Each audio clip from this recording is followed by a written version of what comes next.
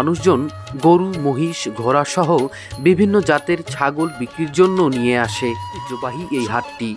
দৈনন্দিন হাটগুলোর চাইতে বিশেষ করে প্রতি বছর কোরবানি ঈদে গরু বেচা কেনার জন্য ক্রেতা ও বিক্রেতাদের উপচে পড়া। বড় গরুর দাম কম, কিন্তু বড় গরু তো আমার স্বার্থের একটা বিষয় আছে না, আমার মিডিয়াম সাইজের গরু নিব। আমরা কিন্তু ছোট গরু কেনার জন্য আসছিলাম, যে মনে হয় 80-85-র মধ্যে, পরে দেখলাম যে বড় গরু একটু বাজার কম, সেই হিসাবে মনে করলাম ঐতিহ্যবাহী একটা হাট। বিশেষ করে গরু হাটটি, এই গরু হাটটি আমাদের আজকে যে বেচা কিনা হয়েছে এত সুন্দরভাবে, কোনো প্রকার অপ্রীতিকর কোনো ঘটনা ঘটেনি, কোনো বিশৃঙ্খলা হয়নি। আমাদেরকে সর্বাত্মক সহযোগিতা করেছেন আমাদের বীরগঞ্জ থানা।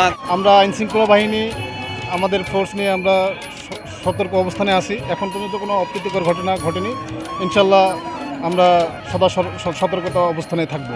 ইনশাল্লাহ আমাদের হাট আজকে সকাল থেকে মোটামুটি ভালোই চলতেছে, কোনো রকম অপ্রীতিকর কোনো রকম ঘটনা ঘটেনি। যাক, আল্লাহ আমাদের সহায় আছে, আজকে বৃষ্টি বাদলও নাই, হাটটা মোটামুটি ভালোই হয়েছে। আর আমাদের বীরগঞ্জ 50 টাকা, ছাগল 150 টাকা।